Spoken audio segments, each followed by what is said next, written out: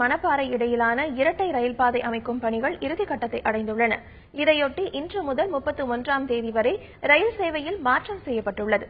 இது தொடர்பான கூடுதல் தகவல்களை தருகிறார் எமது செய்தியாளர் காதர் மைதீன். வட மாவட்டங்களிலிருந்து தென் மாவட்டங்களுக்கு செல்லக்கூடிய ரயில்களுடைய பிரதான வழித்தடமாக இந்த மணப்பாறை பகுதி அமைந்திருக்கின்றது.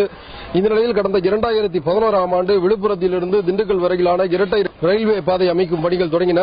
இந்த பணிகள் தொடர்ந்து நடைபெற்று வந்த நிலையில் கடந்த சில மாதங்களுக்கு முன்பு திருச்சியிலிருந்து மணப்பாறை வரையிலான இரு வழி ரயில் தடம் அமைக்கும் பணி நிறைவேற்றது.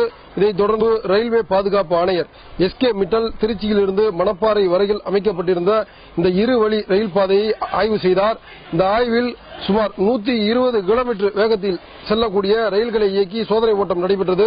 இந்த சோதனை ஓட்டம் வெற்றிகரமாக நிறைவேற்றதை தொடர்ந்து இந்த திருச்சியிலிருந்து மணப்பாறை வழியிலான இரு வழி ரயில் தடத்தில் இந்த ரயில்கள் இயக்குவதற்கான பணிகள் நடைபெற்றுக் கொண்டிருக்கின்றது.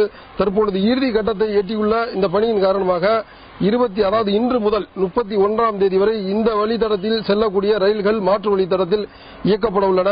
மேலும் திருச்சியிலிருந்து திண்டுக்கல் வரையிலான அந்த பயணிகள் ரயிலும் ரத்து செய்யப்பட்டுள்ளது. இந்த பணி முடிவு பெறும் தருவாயில் திருச்சியிலிருந்து மணப்பாறை வரையிலான ரயில் வழித்தடத்தில் விரைவில் அந்த இருவழித்தடத்தில் ரயில்கள் இயங்கும் என்று எதிர்பார்க்கப்படுகிறது.